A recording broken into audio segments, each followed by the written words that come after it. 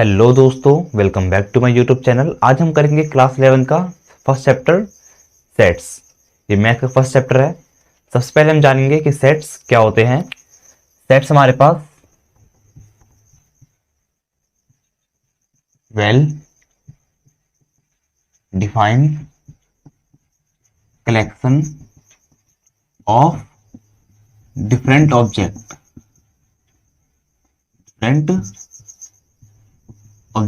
ये हमारे पास क्या होते हैं, सेट्स होते हैं। वेल डिफाइंड का मतलब है जो कि पर्सन टू पर्सन वेरी ना हो, not very from person to person. अगर हम एग्जांपल लें 1 2 3 4, ये हमारे पास एक सेट है। अगर मैं बोलूं कि नेचुरल नंबर का सेट बनाओ, शुरुआत के 4 नेचुरल नंबर लेने हैं, तो हर कोई यही सेट बनाएगा। लेकिन अगर मैं बात करूं set of all dangerous animal in the world, तो डेंजरस एनिमल जो है वो हर पर्सन के लिए डिफरेंट होंगे, तो ये हमारे पास सेट नहीं है। हमने लिखा वेल डिफाइंड, जो कि एकदम सबके लिए सेम हो, लेकिन ये सबके लिए सेम नहीं है, तो ये हमारे पास ये सेट, ये जो हमारे पास है इसको हम सेट नहीं कहेंगे, लेकिन इसे सेट कहेंगे क्योंकि हर किसी के लिए सेम है। अगर कहा जाए कि शुरुआत के 4 नंबर का सेट बनाओ, अगर हम बात करें कि इन ऑर्डर को चेंज करने पे क्या सेट चेंज हो जाएगा, अगर मैं इसको ऐसे लिख दूं 4 1 2 3, तो ये भी हमारे पास सेम सेट है, सेम सेट एज अबव, जैसा ऊपर वाला है। ये दोनों क्या है, बिल्कुल सेम है, ये दोनों सेम है, इसे हम डिफरेंट सेट नहीं कहेंगे। तो हम ये कह सकते हैं order of element in the set is not matter,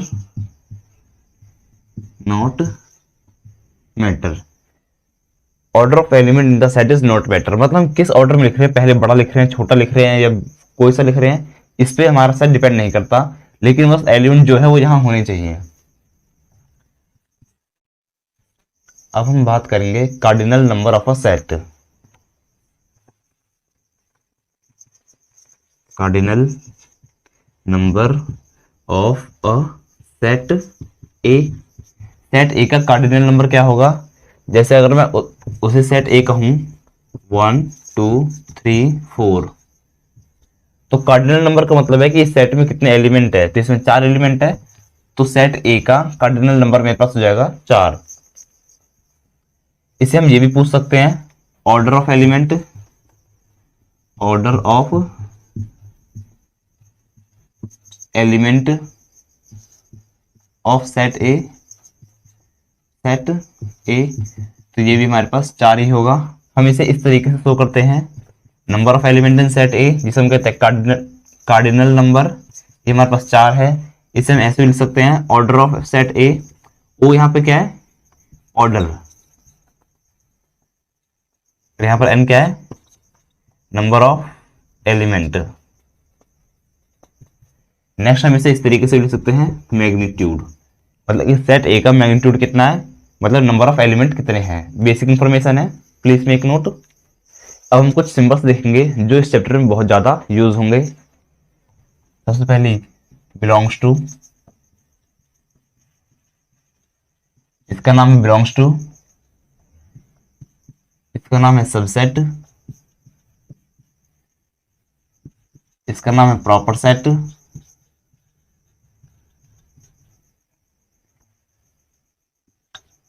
इसका नाम है फॉर ऑल, और इसका या फिर इन दो कॉलम का नाम है हमारे पास सच डेट।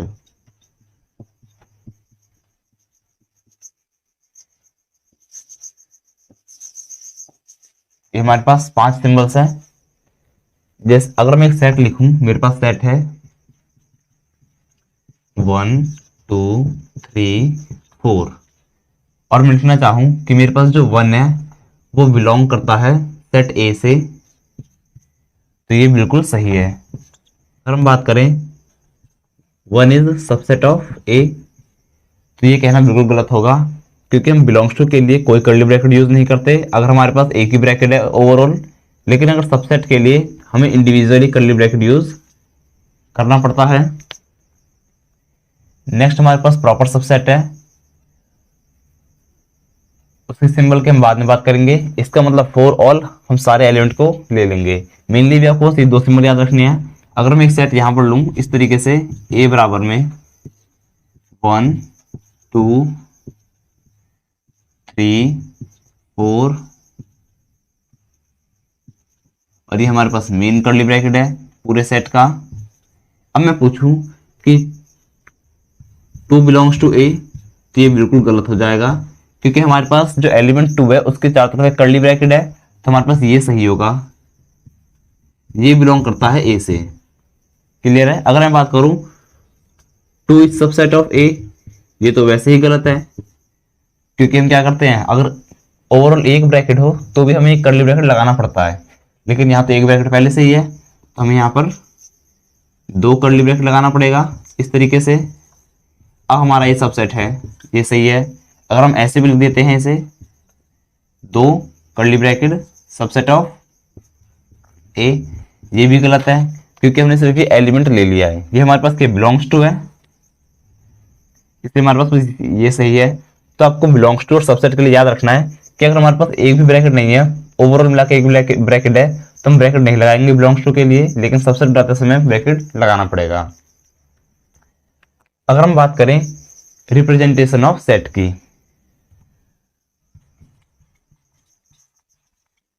रिप्रेजेंटेशन ऑफ सेट, हम सेट को कैसे रिप्रेजेंट करते हैं? हम इसे 2 तरीके से रिप्रेजेंट कर सकते हैं। फर्स्ट हमारे पास रोस्टर फॉर्म, रोस्टर फॉर्म जिसे हम टेबुलर फॉर्म भी कहते हैं।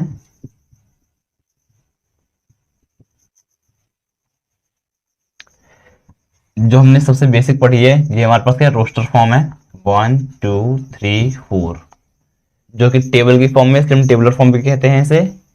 अगर मैं बात करूं, नेक्स्ट हमारे पास आती है set builder form, set builder form, इसे हम प्रॉपर्टी फॉर्म भी कहते हैं, प्रॉपर्टी फॉर्म, क्योंकि हम इसमें प्रॉपर्टी का यूज करते हैं। हमारे पास यहाँ पर अगर मैं इसको सेट बिल्डर फॉर्म में कन्वर्ट करूं तो मैं ये लिख सकता हूं, ये मेरे पास क्या है, एक्स है, इन एलिमेंट को मैं एक्स कह रहा हूं। हमारे पास जितने भी एलिमेंट है वो सारे के रियल नंबर है, सारे रियल नंबर है, क्योंकि नंबर लाइन पे लाई करते हैं। तो हम इसे लिख सकते हैं x belongs to real number, x lie between 4 and ये। हम लिख सकते हैं इस तरीके से, जो हमारा एक्स है वो 1 से बड़ा है और 1 के बराबर है, एंड 4 से छोटा है 4 के बराबर है। तो हमने ये इसको कन्वर्ट कर दिया बिल्कुल इस तरीके से। हमारे पास ये क्या हो गया, सेट बिल्डर फॉर्म। एक और एग्जांपल लेते हैं। हमारे पास एक सेट दे रखा है 1 4 9 16 25 एंड 36, ये रोस्टर फॉर्म है हमारे पास। इसे हमें कन्वर्ट करना है सेट बिल्डर फॉर्म में, तो सेट बिल्डर फॉर्म में कन्वर्ट करने के लिए हमें प्रॉपर्टी लिखनी पड़ती है। हमने लिखा x such that x belongs to R, x हमारे पास रियल नंबर से बिलोंग करता है, रियल नंबर जो नंबर लाइन पे लाई करती हैं। इसके बाद एक्स हमारे पास क्या एन स्क्वायर है, क्योंकि 1 का स्क्वायर 2 का स्क्वायर 3 का स्क्वायर है, तो एक्स बराबर में एन स्क्वायर, जो हमारे पास एन है वो कहां से कहां तक लाई करता है, 1 से लेकर 6 तक। ये हो गया हमारे पास सेट बिल्डर फॉर्म, जिसे हम प्रॉपर्टी फॉर्म भी करते हैं। हमने यहाँ प्रॉपर्टी यूज कर ली है इस तरीके से। अब हम बात करेंगे क्लोज इंटरवल और ओपन इंटरवल में क्या डिफरेंस होता है। क्लोज इंटरवल, अगर हम इस तरीके से लिख दें 1 2, इसका मतलब क्या है, हमारे पास क्लोज इंटरवल है 1 से लेकर 2 तक। क्लोज इंटरवल के लिए हमारे पास स्क्वायर ब्रैकेट होते हैं। क्लियर है? अगर मैं बात करूं क्लोज इंटरवल का मतलब है कि 1 and 2 also included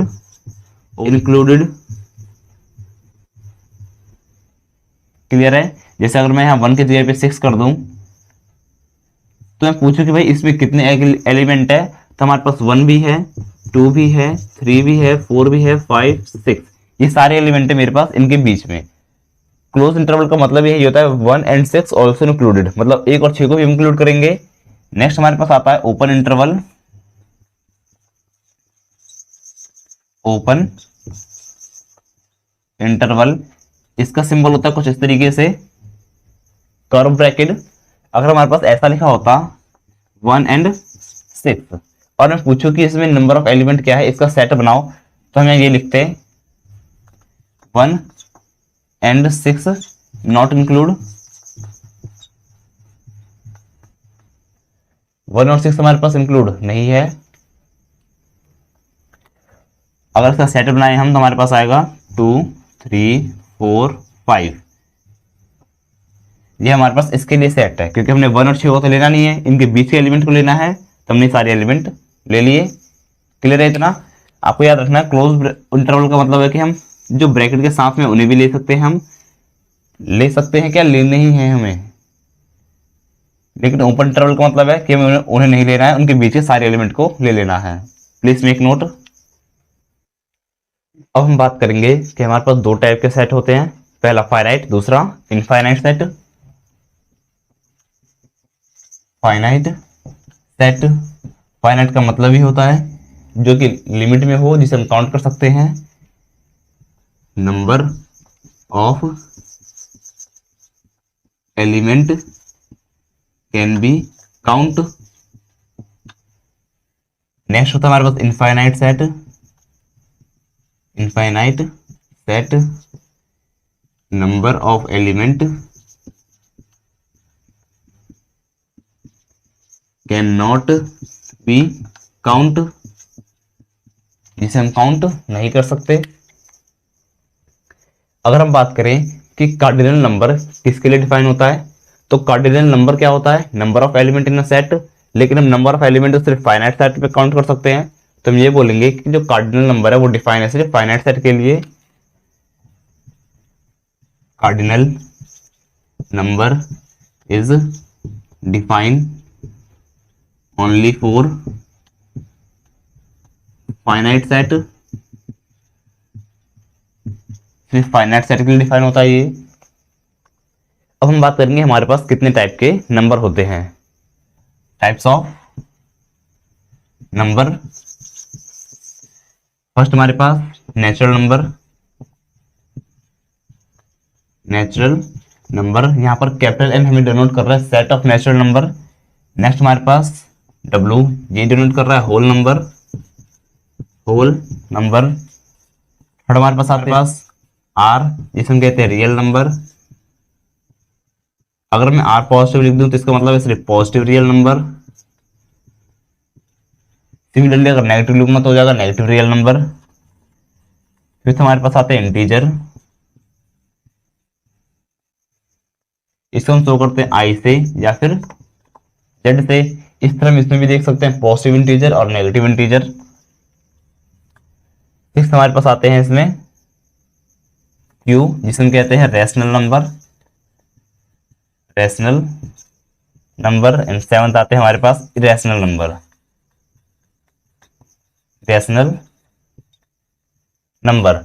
natural number हमारे पास क्या होते हैं 1 2 3 4 जैसे सारे क्या नेचुरल नंबर है। अगर हम बात करते हैं होल नंबर तो जीरो से शुरू होते हैं, बाकी सब नेचुरल नंबर जैसा ही होता है। थर्ड हमारे पास रियल नंबर, नंबर लाइन के ऊपर आने वाले सारे नंबर हमारे पास कैसे होते हैं, रियल नंबर होते हैं। यहाँ हम जीरो ले रहे हैं, यहाँ 1 2 -1 -2, इधर जाते जाते इनफाइनाइट आ जाएगा, इधर जाके जाते नेगेटिव इनफाइनाइट आ जाएगा। आपको ये ध्यान देना है कि रियल नंबर में सारे नंबर आते हैं, मतलब जो ये जीरो है, जीरो के बाद मेरे पास 0.00001 ऐसा भी होगा नंबर इनके बीच में, तो ये भी हमारे पास एक रियल नंबर है। मतलब कि इस लाइन का हर एक डॉट हमारे पास रिप्रेजेंट करे एक real number. Every dot on this line represent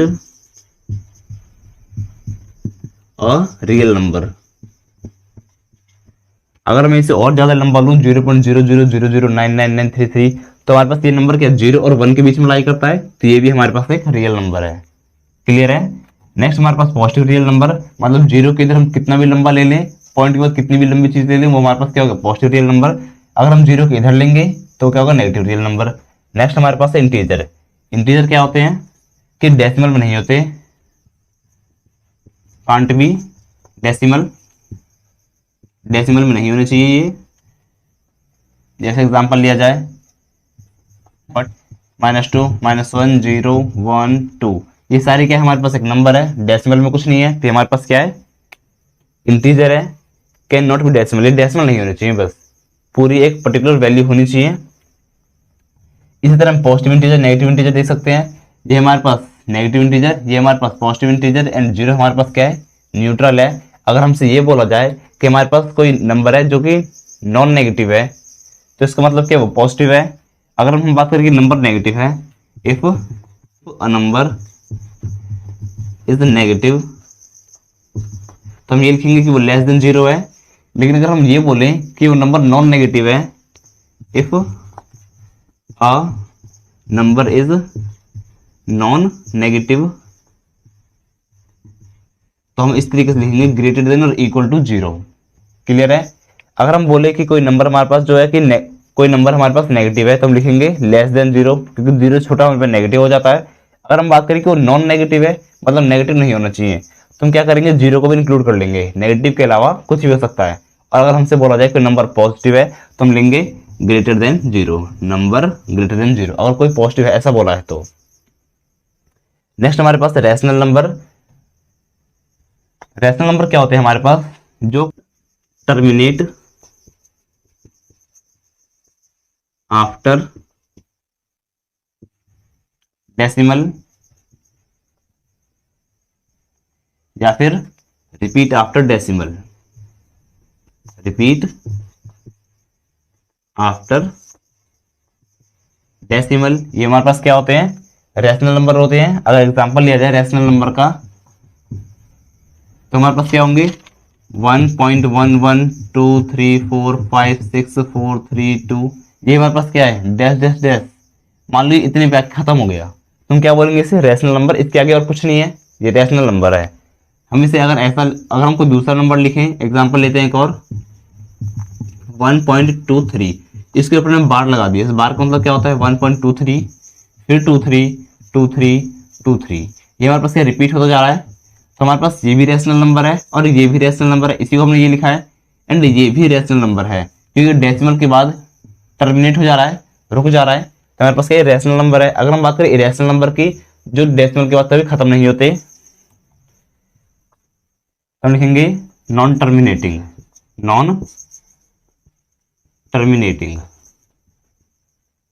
आपने पढ़ाई होगा जो पाई है हमारे पास कभी खत्म नहीं होता, 3.14159 ऐसे चलता जाता है डैश डैश डैश, ये ना रिपीट हो रहा है और ना ही रुक रहा है, तो हमारे पास क्या इरेशनल नंबर है। हम लिख सकते हैं जो इरेशनल नंबर है, इरेशनल नंबर ये बराबर होते हैं रियल नंबर माइनस में रैशनल नंबर, रियल माइनस में रैशनल। क्लियर है इतना, please make note.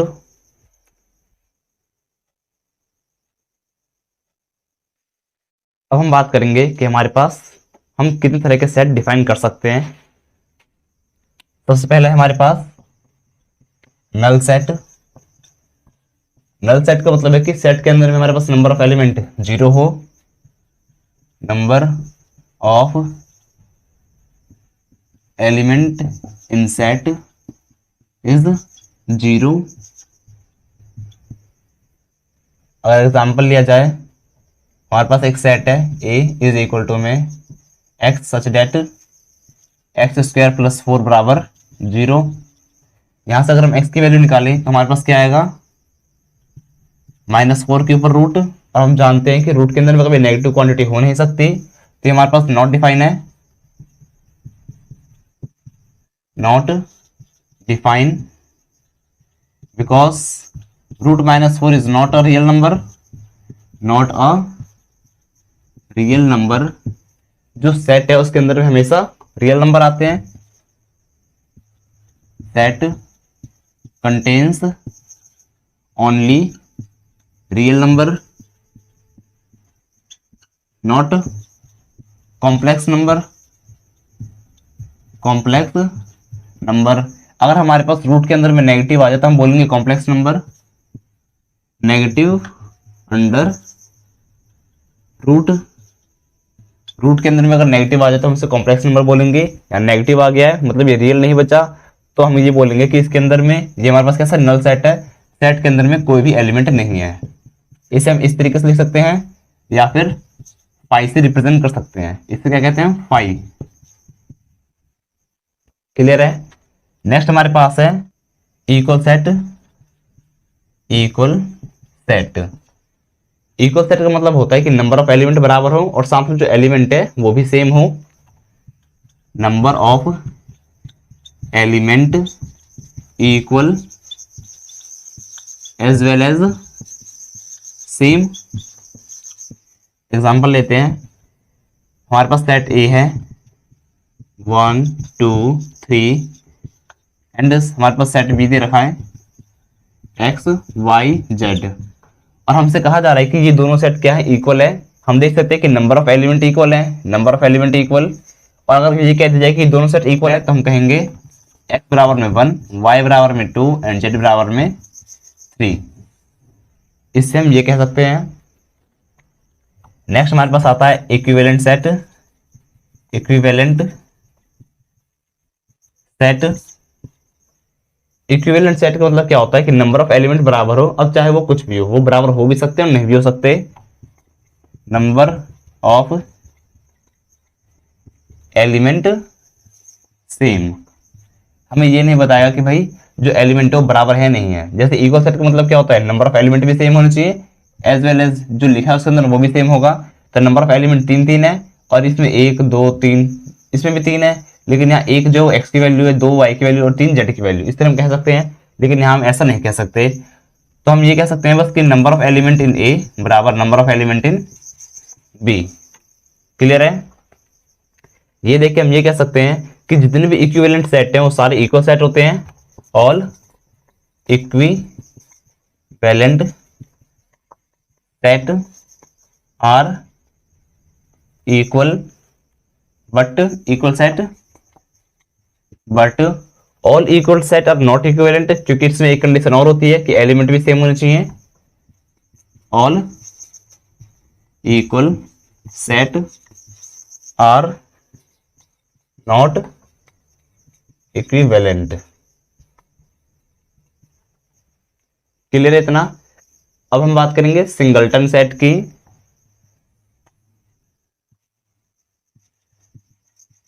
Singleton set,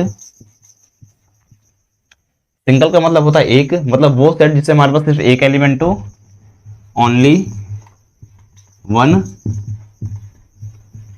element in set. Example लेते हैं 1 x r 2। हर सेट के अंदर में एक एलिमेंट है, हर सेट में एक एलिमेंट है, तो हमारे पास ये क्या है, सिंगलटन सेट है। Please make note. अब हम बात करेंगे यूनिवर्सल सेट की एंड सबसेट की।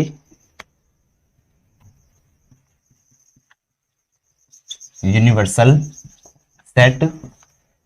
सेट वो सेट होता है जिसमें सारे एलिमेंट होते हैं जो हमारे क्वेश्चन से रिलेटेड है। The set which has all element related to our question, इसे हम कहेंगे यूनिवर्सल सेट। यू से डिनोट करते हैं इसे हम। अगर हम बात करें कि हमारे पास ऐसे लिखा है 1 5, तो हम इसे नंबर लाइन पे कैसे रिप्रेजेंट करेंगे, रिप्रेजेंट ऑन नंबर लाइन। तो हम कैसे लिखेंगे इसे, ये हमारे पास एक नंबर लाइन है, 1 से लेकर 5 तक है। 0 1 2 3 4 5 और डैश डैश चलता जाएगा। यहाँ पे बहुत सारे 1 से लेकर 5 तक है, मतलब 1 से लेकर 5 तक है। और इसको हम इस तरीके से डार्क कर देंगे। क्लियर है? यहाँ जो सर्कल है ये रिप्रेजेंट कर रहा है, represent one is not included.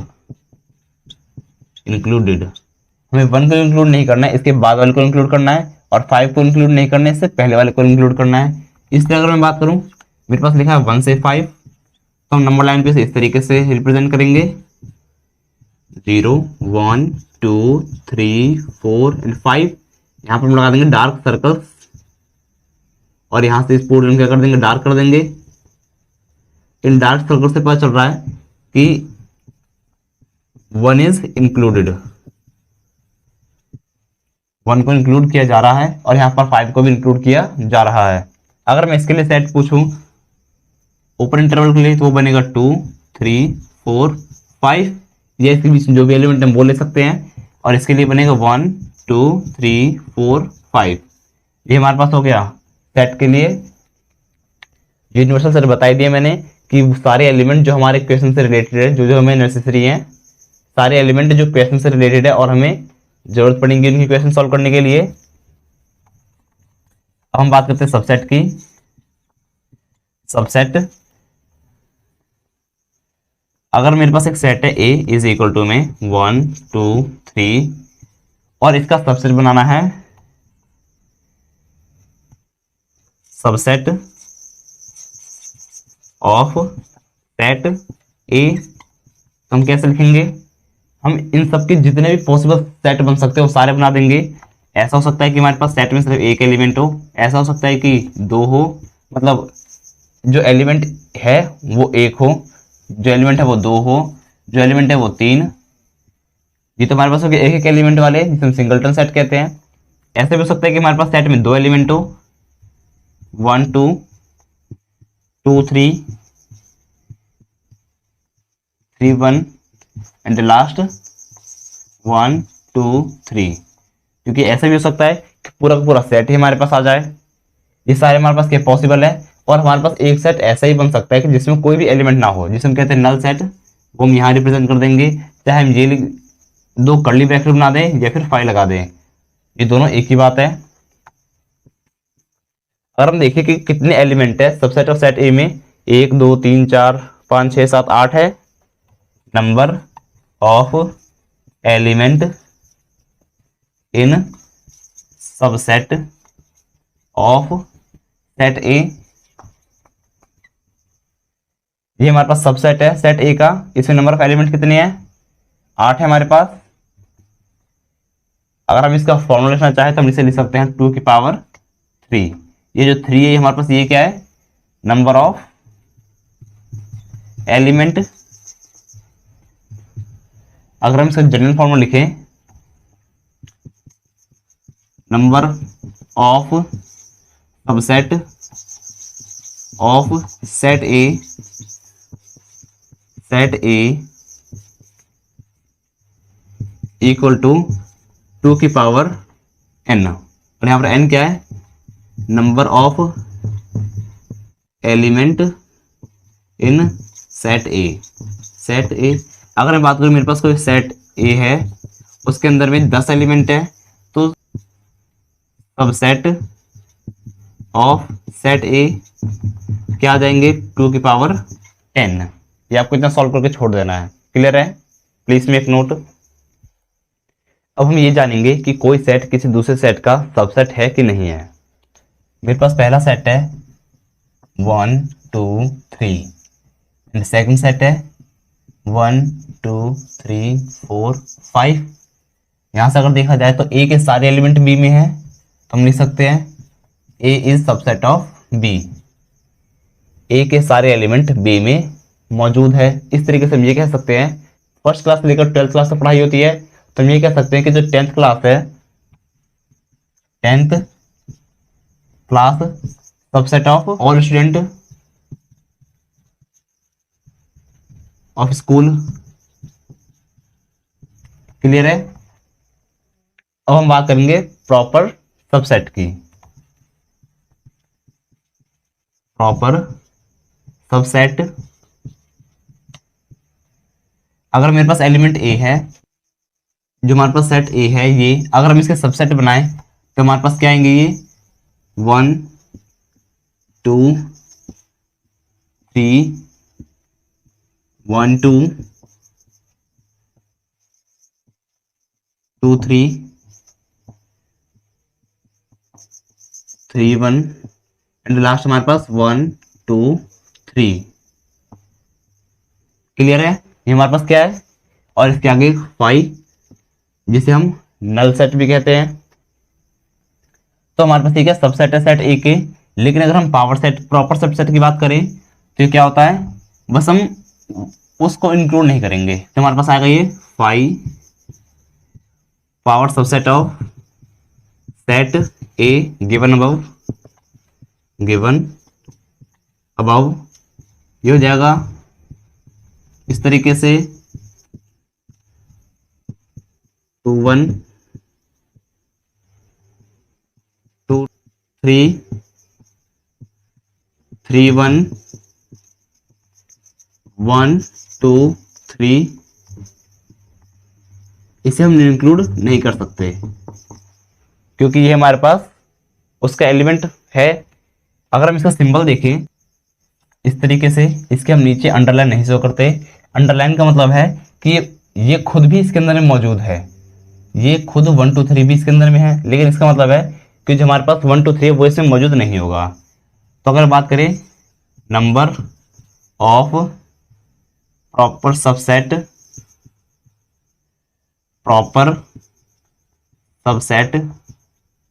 Of set ए, ये कितने होंगे हमारे पास 2 की पावर n माइनस 1। यहां पर n क्या है, number of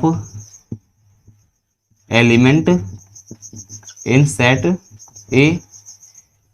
number of element कितने थे, 3 थे, 2 की पावर 3 माइनस 1, ये आ गया 7। 1 2 3 4 5 6 7। तो हमारे पास क्या प्रॉपर सबसेट है। अब हम बात करेंगे पावर सेट की।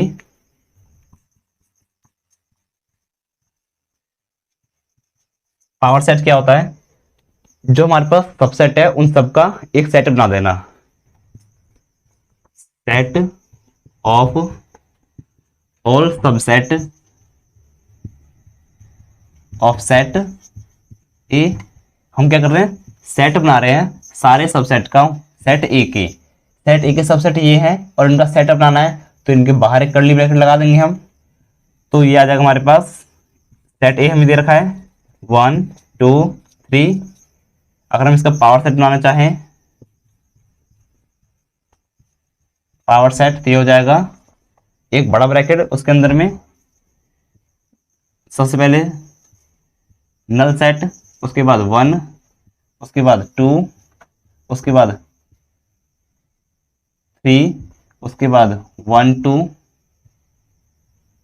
उसके बाद यहां पर आ जाएगा 2 3, यहां आ जाएगा 3 1, यहां आ जाएगा लास्ट 1 2 3।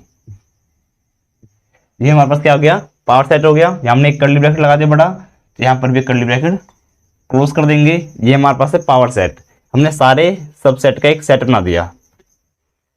अब हम देखेंगे कि कितने नंबर ऑफ एलिमेंट होते हैं पावर सेट में। नंबर ऑफ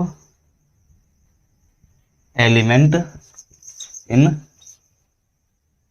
पावर सेट, सिर्फ पावर सेट में देखते हैं जनरल फॉर्मूला, ये होगा हमारे पास 2 की पावर n। यहां पर n क्या है हमारे पास, number of element in set A. Clear है इतना, प्लीज मेक नोट। अब हम बात करेंगे पावर सेट के बेस पे, थोड़े बेस क्वेश्चन देखेंगे हम।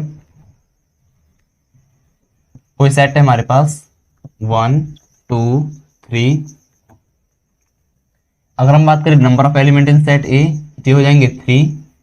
अगर हम बात करें number of element in power set of A, power set क्या होता है, सबसेट होता है सेट ए का, और सबसेट में कितने नंबर ऑफ एलिमेंट होते हैं 2 की power 3।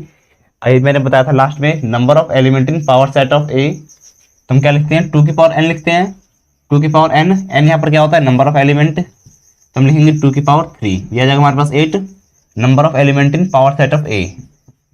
Number of element in power set ए। अगर एक और पावर सेट लगाया जाए इसमें इस तरीके से, number of element in power set of A. हमने पावर सेट ऑफ ए में देख लिया 8 एलिमेंट है हमारे पास, हम उसका फिर से पावर सेट निकाल रहे हैं, तो ये क्या हो जाएगा 2 की पावर 8, क्योंकि नंबर ऑफ एलिमेंट तो 8 हो गए हमारे पास। इसको सॉल्व करके आएगा हमारे पास 256। अगर हम एक और पावर सेट लगाएं, यहाँ पावर सेट, एक और पावर सेट, फिर पावर सेट, और यहाँ पर लास्ट में ए, तो मैं पावर सेट में देख लिया था हमने पहली बार 8 एलिमेंट है।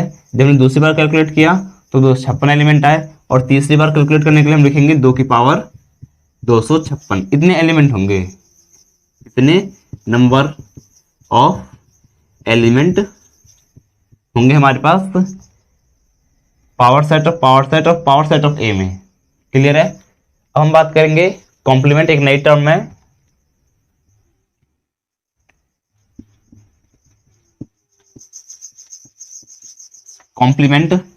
कॉम्प्लीमेंट होता है हमारे पास, जैसे अगर हम पहले यूनिवर्सल सेट लिखते हैं, यूनिवर्सल सेट है हमारे पास 1 2 3 डैश डैश डैश 15 तक है ये लगातार, और हमारे पास सेट ए है 2 4 6 8 10 12 एंड 14। क्लियर है। अगर यहां से पूछा जाए कि एक कॉम्प्लीमेंट क्या होगा, पहले मैं आपको कॉम्प्लीमेंट का सिंबल बता देता हूं। हम ए के ऊपर सी लगा देते हैं, या फिर ए के ऊपर डैश लगा देते हैं, या ए के ऊपर हम बार लगा सकते हैं कॉम्प्लीमेंट के लिए, या फिर हम ए के आगे इस तरह का साइन लगा सकते हैं, या फिर हम लिख सकते हैं नॉट ए। ये सारे हमारे पास क्या है, कॉम्प्लीमेंट को डिनोट करते हैं। अगर मैं बात करूं कॉम्प्लीमेंट ऑफ सेट ए, तो ए के ऊपर डैश लगा दिया।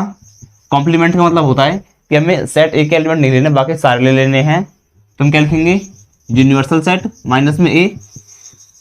हम यूनिवर्सल सेट में से इसको माइनस करेंगे तो हमारे पास क्या बच जाएगा, 1 बच जाएगा, 3 बच जाएगा, यहाँ सिमिलरली 5 बच जाएगा।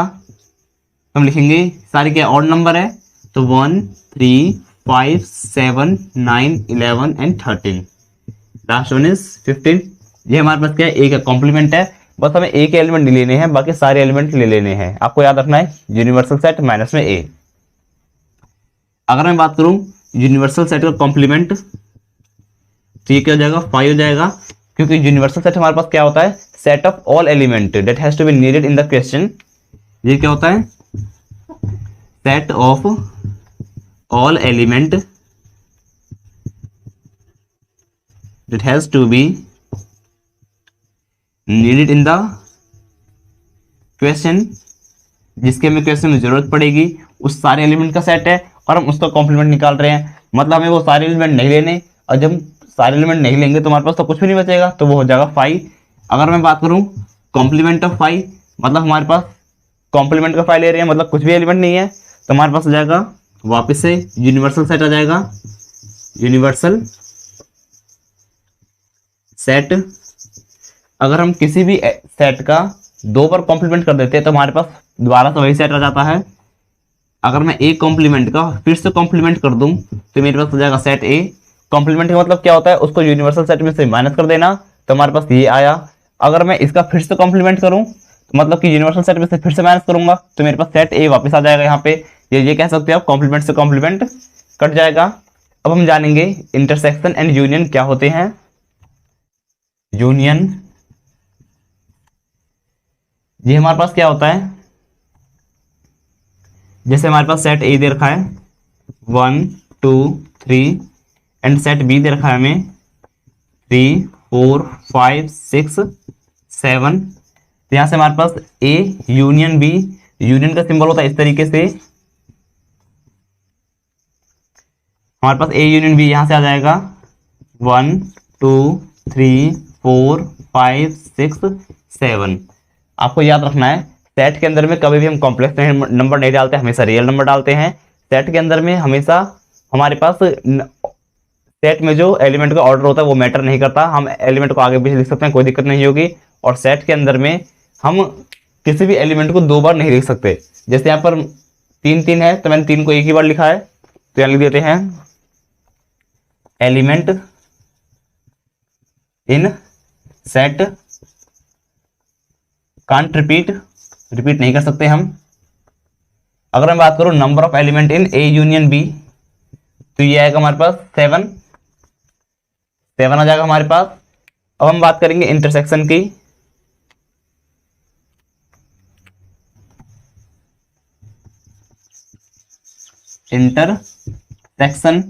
इंटरसेक्शन का मतलब क्या होता है? कॉमन। हमारे पास अगर मैं ए और बी में कॉमन देखूं, इसका सिंबल होता है कुछ इस तरीके से, उल्टा यू। तो ए इंटरसेक्शन बी, ये क्या होगा हमारे पास? इसमें कॉमन क्या है? सिर्फ 3 है, तो हमारे पास हो जाएगा 3।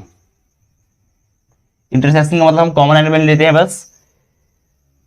अगर हम इसका डायग्राम बनाएं तो हमारे पास कुछ इस तरीके से बनेगा।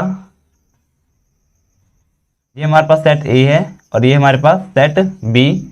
सेट ए में हमारे पास एलिमेंट है 1 2 3, 1 2 3। सेट बी में 3 4 5 6 7, 3 ये ले लिया हमने, 4 5 6 7। ये हमारे पास सेट ए और ये बी है। हम देख सकते हैं कि हमने यूनियन लेना था। यूनियन क्या है हमारे पास? ए प्लस बी हमने ले लिया, 1 2 3 4 5 6 7, लेकिन एलिमेंट रिपीट नहीं होने चाहिए। और इंटरसेक्शन के लिए ग्राफ हमारे पास कुछ इस तरीके से होगा। हमारे पास 3 कॉमन है, दोनों में आ रहा है 3, तो हमने 3 को आंसर ले लिया।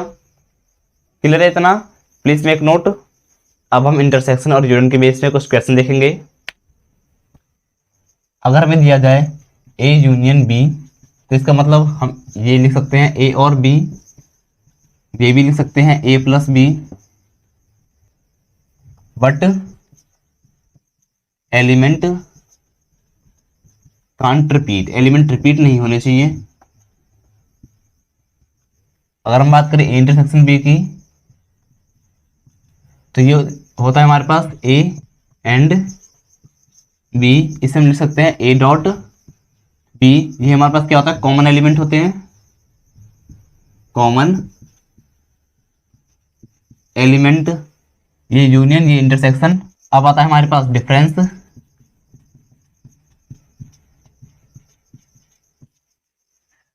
अगर मैं निकालू ए माइनस बी, अभी हमने डायग्राम कुछ इस तरीके से बनाया था। ये हमारे पास है ए और ये है बी। हम ए में से बी को माइनस करना चाहते हैं।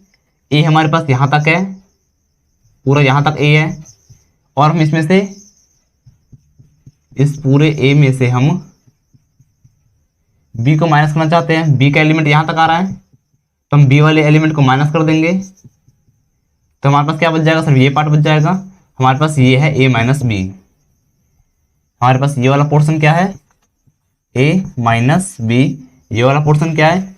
A intersection B. तो हम क्या लिख सकते हैं? इस पूरे ए में से हम माइनस कर देंगे ए इंटरसेक्शन बी। पूरे ए में से अगर हम इंटरसेक्शन को माइनस कर दे, इतने पार्ट को, तो हमारे पास ये वाला पार्ट आ जाएगा जिसे हम कह रहे हैं डिफरेंस। क्लियर है? अब हम बात करेंगे सिमेट्रिक डिफरेंस की। सिमेट्रिक डिफरेंस, इसमें क्या होता है हमारे पास? अगर इसके फॉर्मूले की बात करें तो ये है तो simple A minus B union B minus A. अगर हम डायग्राम को थ्रू देखें तो हमारे पास ये एक सेट है और ये एक सेट है, ये ए और ये बी है। हमने क्या लिखा? ए माइनस बी। ए माइनस बी क्या आ रहा था हमारे पास? ए में से ए इंटरसेक्शन बी को माइनस कर दिया, तो हम इस पूरे ए में से ए इंटरसेक्शन बी को माइनस कर देंगे। तो हमारे पास ये आ जाएगा ए माइनस बी। ये आ गया हमारे पास ए माइनस बी। उसके बाद क्या लिया हमने? यूनियन बी माइनस ए। अब हम क्या करेंगे? बी में से ए को माइनस करेंगे, तो हमारे पास ये वाला पार्ट बच जाएगा, यूनियन बी माइनस ए। अगर हम देखें कि हमारे पास डायग्राम में कैसे दिखाई देगा, तो ये होगा हमारे पास ए माइनस बी ये आ रहा है और बी माइनस ए ये आ रहा है। तो हमारे पास इन दोनों का यूनियन हमारे पास होगा सिमेट्रिक डिफरेंस। अगर हम इस डायग्राम का दूसरा फॉर्मूला लिखना चाहे तो हम इसे लिख सकते हैं ए यूनियन बी माइनस में ए इंटरसेक्शन बी। यूनियन में क्या आ जाएगा हमारे पास? इन दोनों सर्कल को हम पूरा ले लेंगे, पूरा पूरा बिल्कुल। हमें क्या करना है, बीच वाला पार्ट नहीं लेना, तो हमने उसमें से इंटरसेक्शन को, बीच वाले पार्ट को माइनस कर दिया, तो हमारे पास ये बच जाएगा। क्लियर है इतना। हम कुछ और क्वेश्चन देखेंगे। ए यूनियन बी का कॉम्प्लीमेंट। ये जो हमने डब्बा बनाया है, ये डब्बा हमें क्या शो करता है, यूनिवर्सल सेट को। यूनिवर्सल सेट मतलब सारे एलिमेंट है इसके अंदर में। अगर हमें ए यूनियन बी कॉम्प्लीमेंट निकालना है, इसका डायग्राम देखते हैं एक बार। ये हमारे पास दो सेट है, ए और बी, और ये हमारे पास क्या यूनियन है पूरा। हमें यूनियन निकालना है ए और बी के कॉम्प्लीमेंट का। अगर मैं बी का कॉम्प्लीमेंट निकालूं तो यूनिवर्सल सेट में से बी को माइनस कर दूंगा, तो ये बाहर वाला पार्ट आ जाएगा इस तरीके से।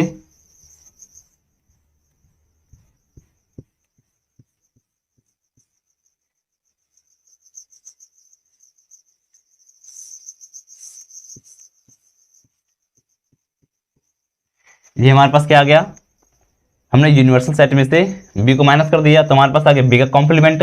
और हमें बी का कॉम्प्लीमेंट का ए के साथ यूनियन लेना है। बी कॉम्प्लीमेंट का ए के साथ यूनियन लेना है।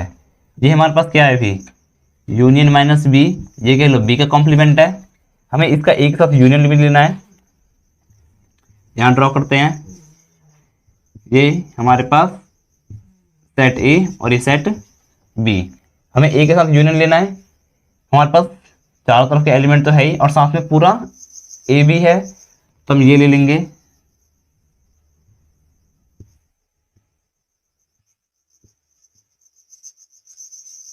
ये हमारे पास क्या हो जाएगा, अब जो हमें क्वेश्चन में पूछा गया है, ए यूनियन बी का कॉम्प्लीमेंट। ए यूनियन बी का कॉम्प्लीमेंट, क्योंकि जो इतना पोर्शन है हमारे पास, ये क्या सिर्फ बी कॉम्प्लीमेंट है, हमें ए के साथ यूनियन भी लेना है। ए तो हमारे पास ये पूरा है ना, यहाँ तक ये पूरा हमारे पास ए है, तो हमने इसको भी कंसिडर कर लिया अपने आंसर में। क्लियर है। हम ऐसे और भी बहुत सारे एग्जाम्पल कर सकते हैं।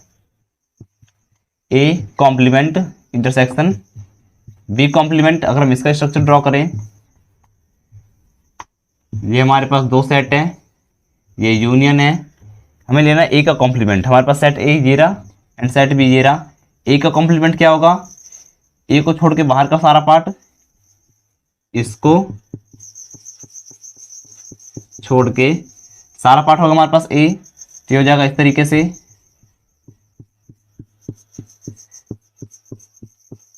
ये पूरा ए है हमारे पास, साथ में ये भी, मतलब ए कॉम्प्लीमेंट है। ये क्या है हमारे पास, ए का कॉम्प्लीमेंट। अगर हम बी का कॉम्प्लीमेंट देखें, बी ए, तो हमें बी को छोड़ के सारा लेना पड़ेगा। ये हो जाएगा कुछ इस तरीके से। ये हमारे पास क्या होगा, बी का कॉम्प्लीमेंट। हमें क्या लेना है, इनका इंटरसेक्शन लेना है। तो हमारे पास कॉमन क्या आ रहा है, ये बाहर वाला पार्ट आ रहा है, तो इसका जो हमारे पास स्ट्रक्चर बन जाएगा वो होगा ये यूनियन, ये ए और ये बी, इसके बाहर वाला पार्ट हमारे पास हो जाएगा आंसर। ये हमारे पास क्या है, ए का कॉम्प्लीमेंट बाहर वाला और बी का कॉम्प्लीमेंट, इन दोनों का इंटरसेक्शन हमारे पास ये आंसर। हम देख सकते हैं कि इधर वाला पार्ट इनके बाहर तरफ इसमें भी है और इनके बाहर तरफ इसमें भी है, तो हमारे पास बाहर वाला पोर्शन क्या हो जाएगा, A complement intersection B complement. Clear है। ऐसे हम बहुत सारे डायग्राम बना सकते हैं। प्लीज में एक नोट। अब हम बात करेंगे डिसजॉइंट सेट किसे कहते हैं।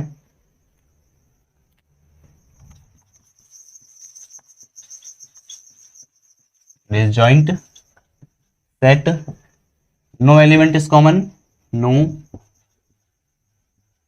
एलिमेंट इज कॉमन, कोई एलिमेंट कॉमन नहीं होना चाहिए। जैसे हमारे पास सेट ए दे रखा है 1 2 एंड सेट बी दे रखा है हमें 3 4, तो इसमें कुछ कॉमन नहीं है, तो हम ये बोलेंगे ए इंटरसेक्शन बी हमारे पास क्या है, फाई है, क्योंकि फाई हमारे पास क्या होता है, सेट के अंदर में कोई एलिमेंट नहीं होता। ये हमारे पास क्या डिसजॉइंट सेट है। अगर हम बात करें डी मॉर्गन्स लॉ की, डी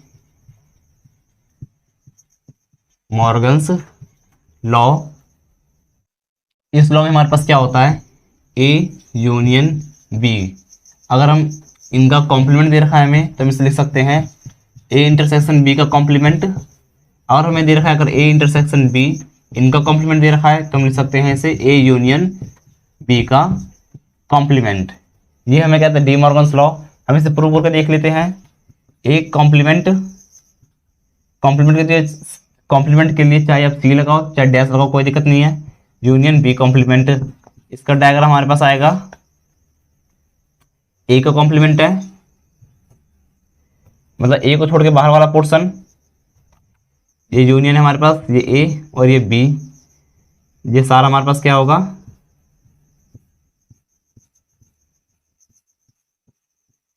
ए का कॉम्प्लीमेंट। अगर हम बी का कॉम्प्लीमेंट देखें, ये ए और ये बी, तो हमारे पास ये हो जाएगा सारा,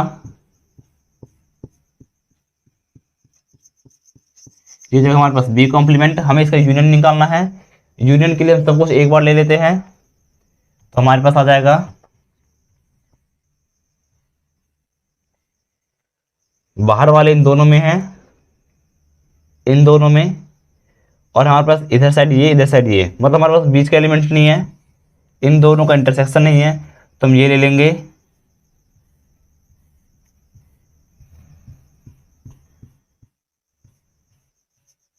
बस हमें इनका इंटरसेक्शन नहीं लेना। हम देख सकते हैं कि ना ही इंटरसेक्शन यहाँ पर है और ना ही इंटरसेक्शन यहाँ पर है। यूनियन में हम क्या लेते हैं, एलिमेंट सारे लेते हैं, लेकिन बस एक बार लेना होता है। एक बार ले लिया हमने, ये हमारे पास है A complement union B complement. एक बार इसका भी डायग्राम देख लेते हैं। ये और ये हमारे पास क्या है, ए इंटरसेक्शन बी का कॉम्प्लीमेंट है, मतलब हमें ये वाला पोर्शन नहीं लेना, बाकी सारा ले लेना है। तो सारा में ये सब आ जाएगा हमारे पास। ये हमारे पास क्या आ गया, बिल्कुल ऐसा आ गया। बस हमें बीच वाला एलिमेंट नहीं लेना, बीच वाला पार्ट इंटरसेक्शन का कॉम्प्लीमेंट है, ए इंटरसेक्शन बी का कॉम्प्लीमेंट। क्लियर है, प्रूव कर दिया हमने। इस तरफ सेकंड प्रूव कर सकते हो। हम जो ये डायग्राम बना रहे हैं इन्हें कहते हैं वेन डायग्राम,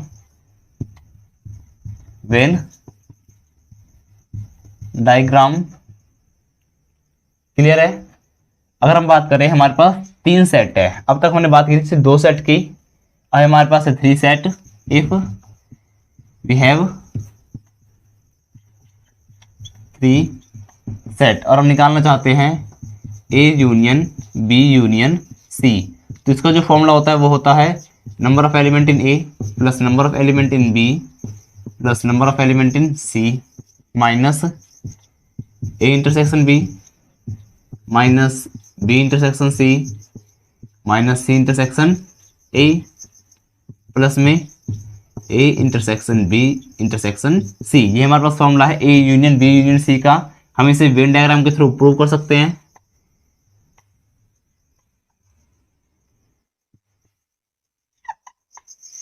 ये हमारे पास फर्स्ट सेट, ये हमारे पास सेकंड सेट एंड ये थर्ड सेट। हम ये सारे प्रूव करने हैं। हमने A union B union C का फॉर्मूला क्या लिखा है, number of element in A, मतलब हमें ए के एलिमेंट लेने हैं ये सारे।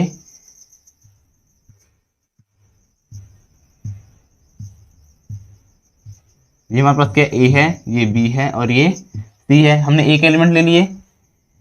उसके बाद क्या बी के एलिमेंट। जब हम बी के एलिमेंट लेंगे तो हमारे पास जो ये वाला पोर्शन है,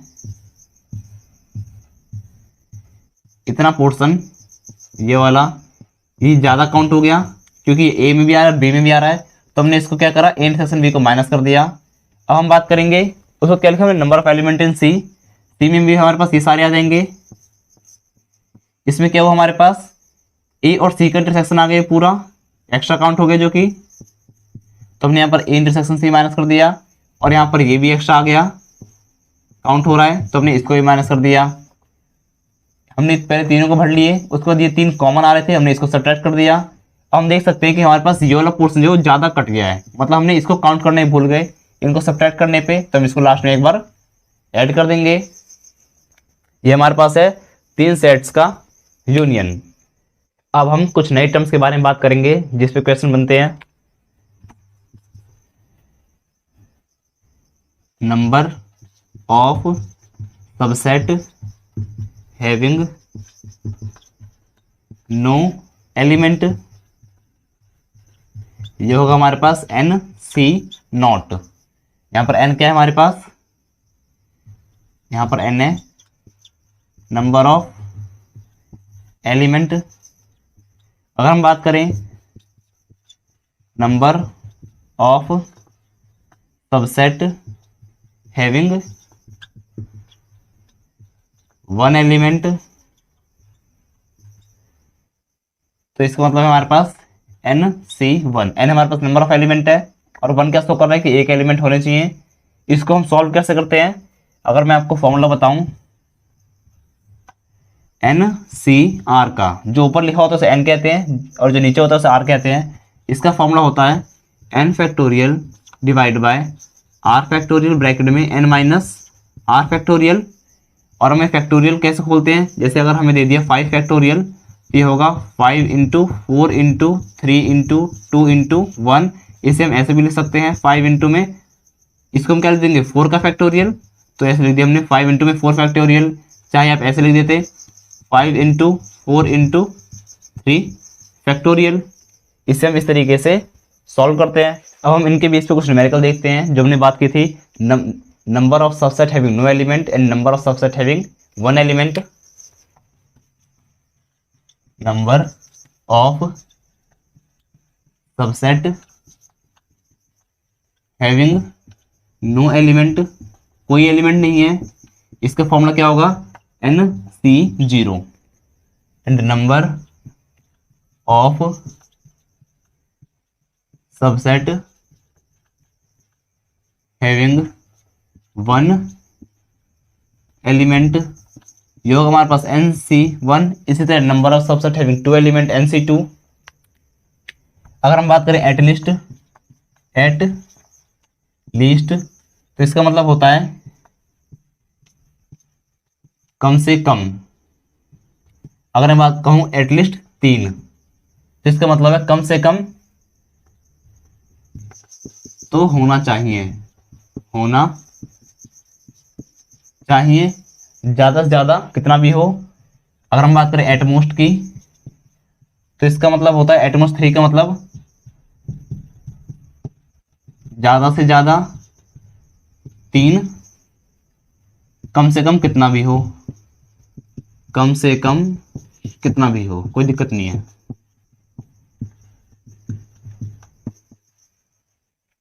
क्लियर है। एक एग्जांपल लेते हैं, हमारे पास सेट ए दे रखा है 1 2 3। Number of element in set A कितने हमारे पास 3 है। और अगर हम इसके सबसेट बनाएं तो number of subset of set ए, ये क्या आएगा हमारे पास, सबसे पहले हम लेंगे 5, उसके बाद लेंगे हम 1, उसके बाद 2, उसके बाद यहाँ लेंगे 3, उसके बाद यहाँ लेंगे हम 1 2, उसके बाद 2 3, यहाँ पर लेंगे लास्ट हम 3 1, एंड फाइनल हमारे पास 1 2 3। हमारे पास कितने बन रहे हैं 2 की पावर 3, 8 बन रहे हैं। 8 सबसेट है सेट ए के। अगर मैं कहूं कि number of subset having one element, number of subset having one element, जिसमें एक एलिमेंट हो, फॉर्मूला क्या बताया हमने NC1। n हमारे पास क्या है नंबर ऑफ एलिमेंट, यहां पर n क्या है हमारे पास number of element in set. Set में हमारे पास कितने एलिमेंट है 3 है, तो हम लिखेंगे 3C1। यहाँ हमने 1 की बात कर रहे हैं। इसको खोलने का फॉर्मूला होता है NCR को n factorial divide by r factorial bracket में n माइनस r फैक्टोरियल होता है। सबसे पहले हम लिखेंगे 3 factorial divide by 1 factorial bracket में 3 माइनस 1 फैक्टोरियल। 3 फैक्टोरियल को हम लिखेंगे 3 इंटू में 2 इंटू में 1, एंड 1 फैक्टोरियल तो बन ही रहेगा, 3 माइनस करेंगे तो 2 फैक्टोरियल हो जाएगा। ये लिखेंगे हम 2 इंटू 1, हमारे पास आंसर आ जाएगा 3। हम देख सकते हैं कि हमारे पास 3 ऐसे सेट है जिसमें कि सिर्फ 1 एलिमेंट है, इसमें तो कोई एलिमेंट नहीं है। अगर हमें बोला होता number of subset having no element, हम लेते NC0, मतलब कि 3C0। यहाँ से हमारे पास क्या आएगा 3 फैक्टोरियल डिवाइड बाय 0 का फैक्टोरियल ब्रैकेट में 3 माइनस 0 फैक्टोरियल, ऊपर क्या जाएगा 3 फैक्टोरियल, नीचे 3 फैक्टोरियल, ये कट जाएगा तो हमारे पास आंसर आ जाएगा 1। क्लियर है। 0 फैक्टोरियल हमारे पास होता है 1। ठीक है, तो हम देख सकते हैं हमारे पास सिर्फ ऐसा एक ही सेट है जिसमें कि कोई एलिमेंट नहीं है। क्लियर है? Please make note. अब हम बात करेंगे कि हम ए यूनियन बी कैसे निकालेंगे, इसका फॉर्मूला क्या है, क्योंकि हम डायग्राम से तो निकाल लेते हैं वेन डायग्राम के थ्रू। ये हमारे पास निकालना है ए यूनियन बी, तो बराबर होगा ए प्लस बी माइनस में ए इंटरसेक्शन बी। डायग्राम के थ्रू देख लेते हैं इसे। ये ए है, ये बी है, हमें सारे एलिमेंट एक बार लेने हैं, तो हमने पूरा ए जोड़ दिया पहले, ये पूरा ए जोड़ दिया हमने, फिर ये दोबारा ये पूरा बी जोड़ दिया। हम देख सकते हैं कि ये वाला पोर्शन 2 बार काउंट हो गया, तो हमने एक बार सब्ट्रैक्ट कर दिया। ये हमारे पास क्या है, ए इंटरसेक्शन बी है, 2 बार काउंट हो रहा था तो हमने एक बार इसे सब्ट्रैक्ट कर दिया, और हमने 3 सेट के तो फॉर्मूला पढ़ ही लिया है। A union B union C क्या होता है हमारे पास, number of element in A plus number of element in B plus number of element in C minus में A intersection B minus B intersection C minus C intersection A plus A intersection B intersection C. इसे हम add इसलिए करते हैं क्योंकि last का ये वाला पोर्शन होता है, ये हमारे पास है A intersection B intersection C, इसे हमने ऐड कर दिया क्योंकि ये एक्स्ट्रा माइनस हो चुका था। अगर हम बात करें A intersection B union C इस तरीके से, तो हम इसे ऐसे लिख सकते हैं A intersection B union A intersection C. A का हमने बी के साथ इंटरसेक्शन किया, फिर बीच में यूनियन है, यूनियन लगा दिया हमने, फिर ए का हमने सी के साथ में इंटरसेक्शन किया। क्लियर है? अगर हम इस तरीके से लिखें A union B intersection C, तो पहले ए के साथ हम बी का यूनियन करेंगे, ए यूनियन बी, उसके बाद क्या इंटरसेक्शन है इंटरसेक्शन, फिर हम ए का सी के साथ में यूनियन करेंगे, ए यूनियन सी। तो हम देख सकते हैं कि हमारे पास जो इंटरसेक्शन है वो भी डिस्ट्रीब्यूट हो जा रहा है एंड यूनियन भी डिस्ट्रीब्यूट हो जा रहा है। तो हम लिखेंगे union and intersection distribute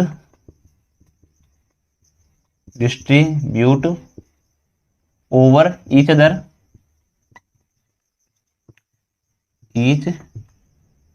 other अगर हम बात करें हमारे पास है ए यूनियन बी निकाल रहे हैं हम, या फिर बी यूनियन ए, तो ये दोनों सेम होंगे क्योंकि हमें सारे एलिमेंट को जोड़ देना होता है, लेकिन बस एक बार लेना होता है हर एक एलिमेंट को। तो हम ये कह सकते हैं कि हमारे पास ये क्या है, कॉम्यूटेटिव है, कॉम्यूटेटिव डिफाइन होता है सिर्फ 2 वेरिएबल के लिए, जैसे यहाँ पर 2 वेरिएबल है तो कॉम्यूटेटिव इसके लिए डिफाइन है, डिफाइन ओनली फॉर 2 वेरिएबल। इसको हम ये भी लिख सकते हैं ए प्लस बी या बी प्लस ए। अगर हम बात करें A plus B plus C या फिर A union B union C, तो हमारे पास क्या 3 वेरिएबल है। हम देख सकते हैं कि यूनियन क्या होता है, जो एलिमेंट सेम है, तो चाहे हम ए प्लस बी करें और बाद में सी जोड़े, चाहे बी प्लस सी करने के बाद में ए जोड़े, हमारे पास सेम आंसर आएगा। तो हम ये कह सकते हैं कि ये हमारे पास एसोसिएटिव है, एसोसिएटिव, क्योंकि एसोसिएटिव डिफाइन होता है, डिफाइन ओनली फॉर 3 वेरिएबल। इस तरह हम ये भी कह सकते हैं A intersection B intersection C ये बराबर होगा A intersection C intersection B, कोई दिक्कत नहीं है हमारी, ठीक है। एसोसिएटिव 3 वेरिएबल के लिए डिफाइन होता है, कॉम्यूटेटिव 2 वेरिएबल के लिए, एंड ये हमारे पास क्या है, डिस्ट्रीब्यूटिव है, डिस्ट्रीब्यूटिव, क्योंकि पहले छोटा था हमने इसको डिस्ट्रीब्यूट कर दिया, ए को बी दे दिया और ए के साथ सी दे दिया। क्लियर है इतना? अब हम करेंगे इसके प्रीवियस ईयर क्वेश्चन जो जेईई में पूछ जा चुके हैं, प्लीज में एक नोट। ये हमारे पास क्वेश्चन दे रखा है जो जेईई में 2019 पूछा गया है, in a class of 60 student, मतलब हमारे पास यूनिवर्सल सेट में कितने एलिमेंट हैं, 60 है, क्योंकि पूरी क्लास में सिर्फ 60 बच्चे हैं। उसके बाद 40 ऑप्टेड एनसीसी, 40 बच्चे ऐसे हैं जो एनसीसी लेते हैं, एंड 30 ऑप्टेड एनएसएस कितने लेते हैं, 30 बच्चे लेते हैं। एंड 20 जो है दोनों लेते हैं, दोनों के लिए हम क्या लेते हैं, इंटरसेक्शन लेते हैं, इसका मतलब कॉमन। वो कितने हमारे पास 20 स्टूडेंट्स है। हमें बोला जा रहा है the probability that the student selected has opted neither NCC nor NSS, ना ही इसके पास एनसीसी है ना ही एनएसएस है। पहले हम इसका वेन डायग्राम बनाते हैं, क्योंकि सेट चैप्टर के अधिकतर क्वेश्चन वेन डायग्राम से इजीली सॉल्व हो जाते हैं। ये हमारे पास दो सेट हैं, एक है एनसीसी के लिए और एक है एनएसएस के लिए। हमें पता है कि एनसीसी में कितने बच्चे हैं, 40 बच्चे हैं, लेकिन इंटरसेक्शन कितना है, 20 बच्चे, मतलब यहाँ 20 आएगा और यहाँ 20 आएगा। एनसीसी में टोटल हो गए 40, एनएसएस में कितने बच्चे हैं, हमारे पास 30 बच्चे हैं, 20 तो यहाँ आ गया, मतलब यहाँ 10 आएगा। अब हम देख सकते हैं कि भाई 50 बच्चे ऐसे हैं जिन्होंने या तो एनसीसी ले रखी है या तो एनएसएस ले रखी है। 50 students take one of them, कुछ नहीं कुछ ले रखा है एक। हमें क्या निकालना है, नाइदर एनसीसी नॉर एनएसएस, जिन्होंने कुछ भी नहीं लिया। टोटल कितने बच्चे हैं, 60 बच्चे हैं। तो हमारे पास क्या आ जाएंगे, number of student opted neither NCC nor NSS, वो कितने 10 बच्चे हैं। तो प्रोबेबिलिटी आ जाएगी हमारे पास 10 डिवाइड बाय 60। तो प्रोबेबिलिटी हमारे पास क्या आएगी जो क्वेश्चन में दे रखी है, 10 डिवाइड बाय 60, ये हो जाएगा 1/6। ये हमारे पास आंसर है। क्लियर है इतना, please make note. Next question है हमारे पास, let Z be the set of integer. मैंने बताया था जेड एंड आई से हम इंटीजर को डिनोट करते हैं जो कि डेसिमल में नहीं होता। ए हमारे पास दे रखा है x belongs to Z such that 2 की power x plus 2 x square minus 5x बराबर में 1। ये क्वांटिटी हमारे पास 1 कब होगी, पहले हम ए के लिए सॉल्व कर रहे हैं। 2 की पावर x प्लस 2, यहाँ पर x square minus 5x plus में 6, ये बराबर है 1 के। इसका मतलब कह सकते हैं 2 की पावर 0 है, मतलब ये पूरा क्वांटिटी क्या है हमारे पास, बराबर है 0 के। यहाँ से कंपेयर कर देते हैं x प्लस 2, इसको अगर हम सॉल्व करेंगे फैक्टराइज करेंगे तो हमारे पास आएगा x माइनस 2 और x माइनस 3, इसको मल्टीप्लाई करके देखो, x square minus 2x minus 3x minus 5x is equal to में 0, क्योंकि 2 की पावर और 2 की पावर को मैंने इक्वल रख दिया। यहाँ से हमारे पास x की क्या क्या वैल्यू आएगी, यहाँ से -2 आएगी, यहाँ से +2 और यहाँ +3। ये हमारे पास क्या है, x की वैल्यू आ गई जो कि सेट ए के लिए डिफाइन है। अगर हम सिमिलरली यही चीज देखें बी के लिए, अब हम देखेंगे बी के लिए क्या होता है। बी हमारे पास क्या है, 2x minus 1 less than 9 but greater than -3। इसको इक्वेट करते हैं, 2x माइनस 1 क्या है हमारे पास, लेस देन है 9 से। यहाँ से x की वैल्यू क्या आ जाएगी हमारे पास, 1 हो जाएगा 10 हो जाएगा और काट देंगे तो 5। x हमारे पास क्या लेस देन 5 से।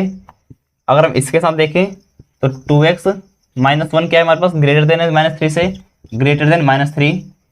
2x माइनस 1 ग्रेटर देन है -3 से, यहाँ लिख दिया हमने। यहाँ से 2x माइनस का 1 हो जाएगा प्लस का 1, तो हो जाएगा हमारे पास माइनस का 2। यहाँ से हमारे पास x आ जाएगा ग्रेटर देन -1, -1 से बड़ा एंड 5 से छोटा। हमारे पास क्या आएगा 0 1 2 3 4, -1 से बड़ा है और 5 से छोटा है और सारे क्या है, इंटीजर है। हमें क्या बोला गया है, number of subset of the set A cross B. पहले मैं आपको ए क्रॉस बी बता दूं, ए क्रॉस बी क्या होता है। जैसे हमारे पास ए सेट है हमारे पास 1 2 एंड हमारे पास बी सेट है 2 3, और हम करना चाहते हैं ए क्रॉस बी, तो बराबर होगा 1 2 मल्टीप्लाई 2 3। हम क्या करेंगे, पहले 1 को 2 से कर देंगे 1,2, उसके बाद 1 को 3 से कर देंगे 1,3, फिर 2 को 2 से कर देंगे एंड फिर 2 को 3 से कर देंगे। और नंबर ऑफ एलिमेंट कितने आते हैं इसमें, यहाँ लिख देता हूँ, number of element in A cross B बराबर number of element in A multiply number of element in B. देख सकते हैं हम 1 2 3 4 एलिमेंट है और यहाँ पर 2 दूनी 4 एलिमेंट है, ठीक है। हमें क्या बोला, number of subset of the set A cross B. पहले हम ए क्रॉस बी देखते हैं। हमारे पास सेट ए में कितने एलिमेंट है, इस क्वेश्चन में जो हमें दिया है सेट ए में हमारे पास 3 एलिमेंट है 3, एंड सेट बी में कितने एलिमेंट है हमारे पास 5 एलिमेंट है, यहाँ 5, number of element in A cross B क्या आ जाएंगे, 5 गुणा 3, ये हो जाएगा हमारे पास 15 एलिमेंट। हमें क्या बोला, सबसेट, सबसेट का फॉर्मूला क्या था, number of subset of set A cross B, formula क्या था 2 की पावर n, और यहाँ पर n क्या था हमारे पास, number of element, number of element कितने हैं इसमें 15 है, तो हमारे पास आंसर हो जाएगा 2 की पावर 15। क्लियर है इतना, please make note. Next question है हमारे पास, let A and B are two set containing 4 and 2 element. Number of element in set A कितने हैं, 4 है, and number of element in set B हमारे पास है 2। उसके बाद then number of subset of set A cross B each having at least 3 element. पहले देखेंगे number of element in A cross B, मैंने अभी आपको फॉर्मूला लिखवाया था, number of element in A multiply number of element in B. कितने element हो गए, ए क्रॉस बी में 8 एलिमेंट हो गए। उसके बाद कहा जा रहा है total number of subset, subset बोला जा रहा है ए क्रॉस बी का, तो नंबर ऑफ सबसेट क्या हो जाएंगे, number of subset of set A cross B, इसमें एलिमेंट कितने हमारे पास अभी निकाले हमने 8 है। फॉर्मूला क्या होता है 2 की पावर n, n क्या होता है नंबर ऑफ एलिमेंट, तो हो जाएगा 2 की पावर 8, इसको सॉल्व करेंगे तो आ जाएगा 256। इसके बाद लिखा है each having at least 3 element. मैंने आपको जो फॉर्मूला लिखवाया था लास्ट में ये उसी का है, number of subset of set A cross B each having at least कितने एलिमेंट, 3 एलिमेंट, 3 एलिमेंट, कम से कम 3 एलिमेंट होने चाहिए, ज्यादा से ज्यादा कितने भी हो।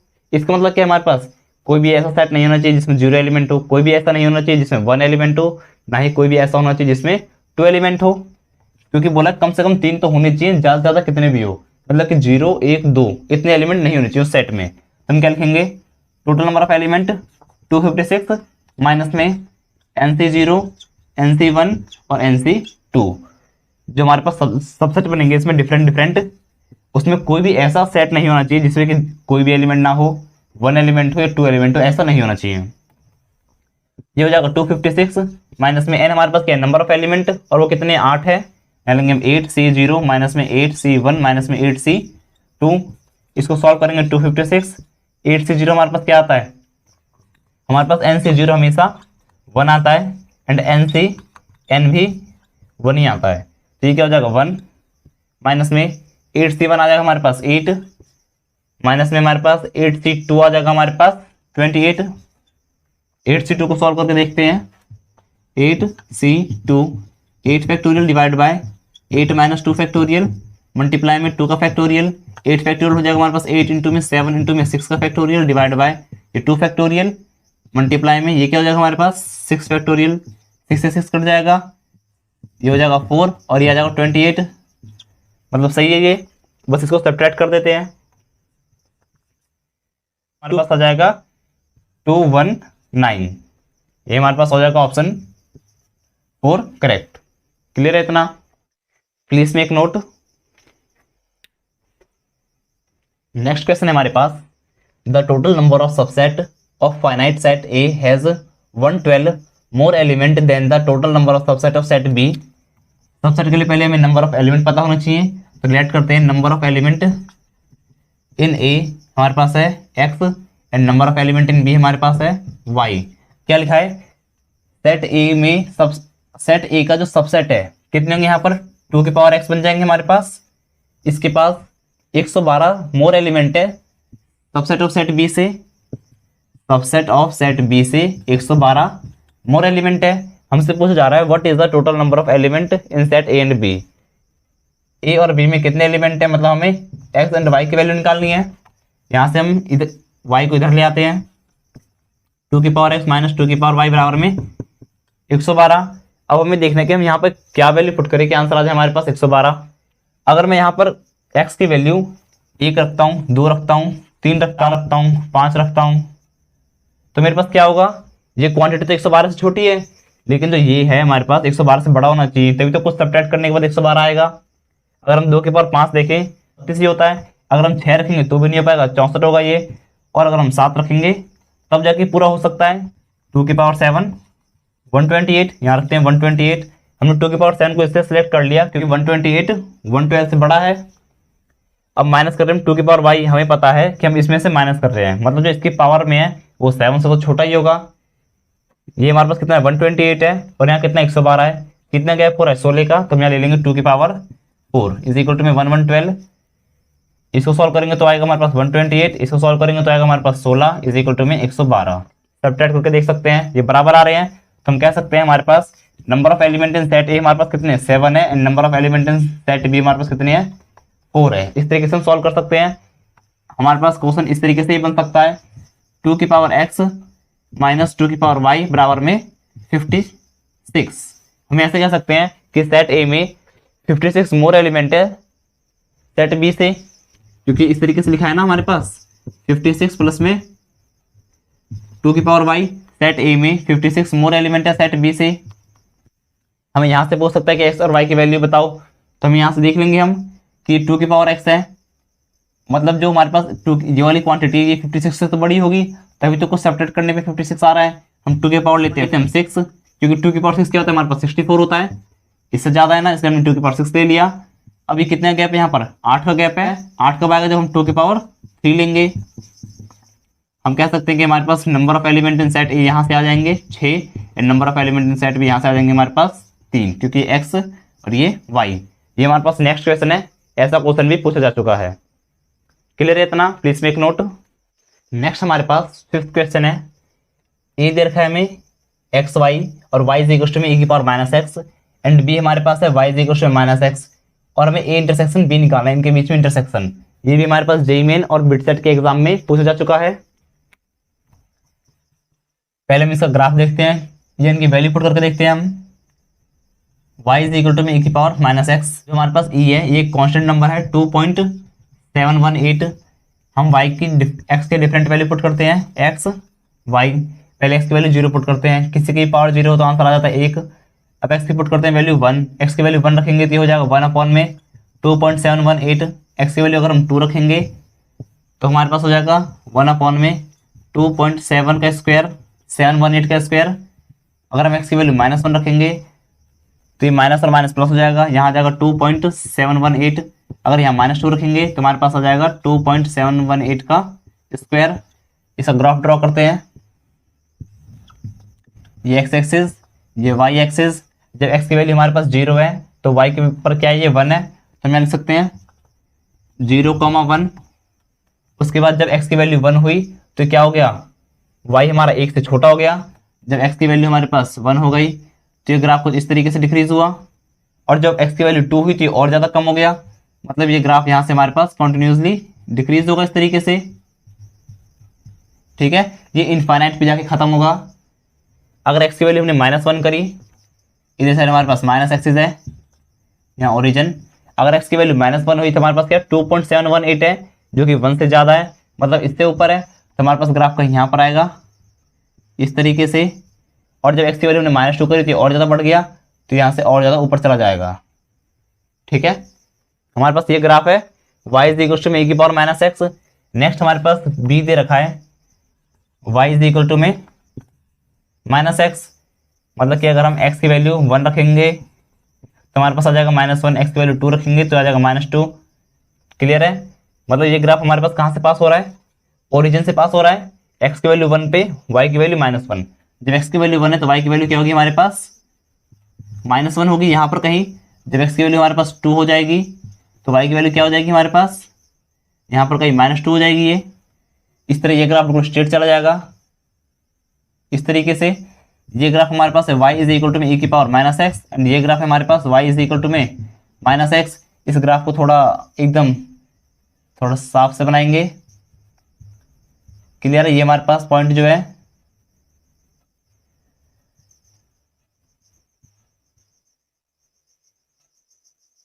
ये पॉइंट हमारे पास 0,1। हम देख सकते हैं कि भाई इस पॉइंट और इस लाइन और इस लाइन के बीच में कुछ कॉमन नहीं है। हमें क्या बोला जा रहा है, ए इंटरसेक्शन बी।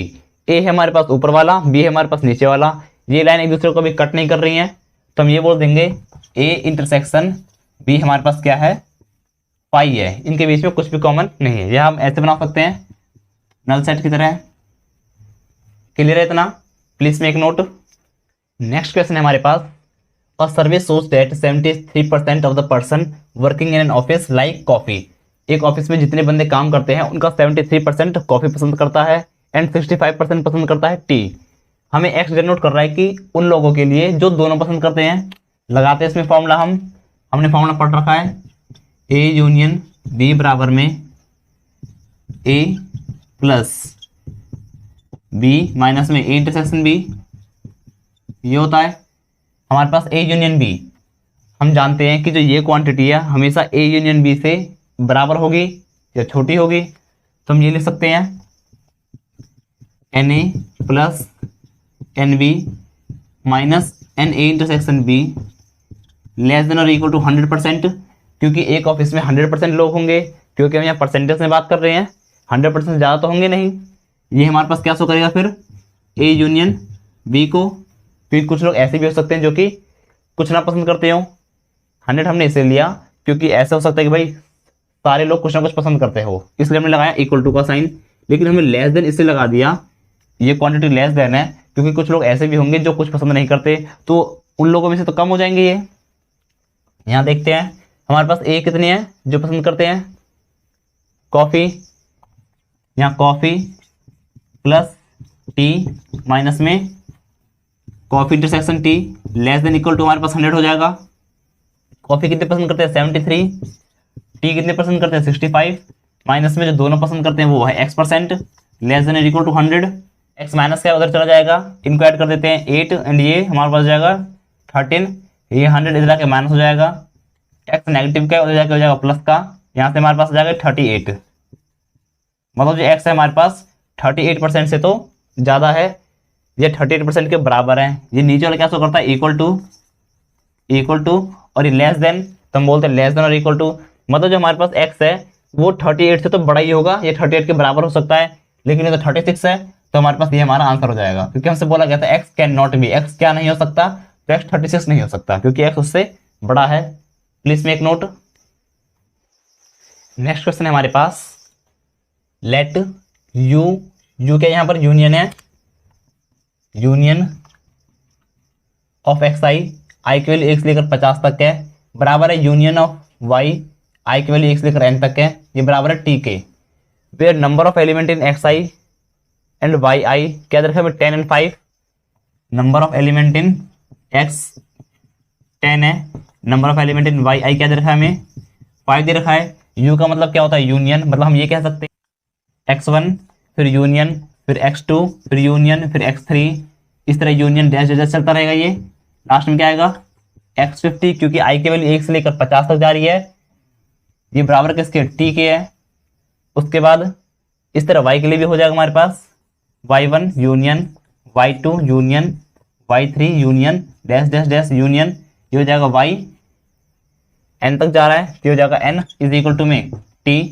उसके बाद हमें बोला जा रहा है कि if each of the element of set t is an element of exactly 20 of the set xi, मतलब सेट t के अंदर में जितने भी एलिमेंट है उसका हर एक एलिमेंट कम से कम 20 सेट में है। t में मान लो हमारे पास है 1 2 3, ये 3 एलिमेंट है, तो जो 1 है वो यहाँ पर 50 सेट है हमारे पास xi वाले, 2 3 4 ऐसे 50 तक है, तो जो 1 है वो किसी 20 सेट में होगा, जो 2 है वो भी किसी न किसी 20 सेट में होगा, 3 भी किसी न किसी 20 सेट में मौजूद होगा। इसका ये लिखा है यहाँ पे, if each of the element of set T का जो भी एलिमेंट है is an element of exactly 20 set of xi, मतलब 20 सेट है हमारे पास xi के, उसमें एक मौजूद होगा, 2 भी 20 सेट में मौजूद होगा, चाहे वो किसी में भी हो, 3 भी 20 सेट में मौजूद होगा। उसके बाद लिखा है एंड 6 ऑफ सेट yi, मतलब कि जो set and 6 of set yi, इसका मतलब है जो हमारे पास टी में जितने भी एलिमेंट है ना उसका हर एक एलिमेंट y के कम से कम 6 एलिमेंट में 6 सेट में मौजूद होगा। इसका एक एलिमेंट जो है जो लिखा है यहाँ पर 1, ये y के किसी न किसी 6 सेट में मौजूद होगा, 2 भी किसी न किसी 6 सेट में मौजूद होगा और 3 भी 6 सेट में मौजूद होगा। यहाँ पर n सेट्स हैं लेकिन 6 सेट में ये सारे एलिमेंट मौजूद होंगे किसी न किसी। हमसे पूछा जा रहा है find the value of n, हमें n की वैल्यू निकालनी है, मतलब कितने सेट है हमारे y वाले। हम देख सकते हैं भाई कि हमारे पास टोटल नंबर ऑफ एलिमेंट कितने होंगे एक्स वाले में, ये कितने होंगे हमारे पास टोटल 50 सेट है और हर एक में 10-10 एलिमेंट है, तो टोटल एलिमेंट हो जाएंगे 500। और ये 500 बराबर किसके होंगे, इस सेट टी में जो एलिमेंट है। पहले मान लेते हैं कि भाई सेट में कितने एलिमेंट है सेट टी में, तो हमने मान लिया कि सेट टी में हमारे पास कितने एलिमेंट है, ए एलिमेंट है मल्टीप्लाई में, और हम जानते हैं इसका हर एक एलिमेंट 20 बार रिपीट हो रहा है, तो हम इसे 20 से मल्टीप्लाई करना पड़ेगा। हमने एक्स वाला लिया है इसलिए हमने 20 से मल्टीप्लाई किया है। इस तरह हम यहाँ लिख सकते हैं, हमने क्या लिखा था, नंबर ऑफ सेट मल्टीप्लाई में नंबर ऑफ एलिमेंट एक्स वाले के, ये क्या है एक्स के लिए सॉल्व किया है हमने। अब यहाँ वाई के लिए सॉल्व करते हैं, नंबर ऑफ सेट तो पहले लिखेंगे हम एन, क्योंकि यहाँ पर हमारे पास क्या है एन सेट्स है, मल्टीप्लाई में नंबर ऑफ एलिमेंट लिया हमने, नंबर ऑफ एलिमेंट कितने हैं इसमें 5 है, 5 ये बराबर किसके होगा, जितने नंबर ऑफ एलिमेंट है उसमें नंबर ऑफ एलिमेंट तो ए माना है, जो टी सेट है इसमें नंबर ऑफ एलिमेंट कितने माने हमने माने ए, नंबर ऑफ एलिमेंट ए है इसमें, ए मल्टीप्लाई में, और हर एक एलिमेंट 6 बार रिपीट हो रहा है वाई वाले में, तो मल्टीप्लाई में 6। हमें यहाँ से बोला जा रहा है एन की वैल्यू निकालो, तो पहले हम यहाँ से ए की वैल्यू निकाल लेते हैं। ये हो जाएगा हमारे पास 1 0 से 1 0 कट जाएगा, एंड 2 से काटेंगे तो आ जाएगा 25। मतलब हमारे पास जो सेट ए है सेट टी में हमारे पास 25 एलिमेंट है, और इसका हर एक एलिमेंट एक्स के 20 सेट में है और वाई के 6 सेट में है।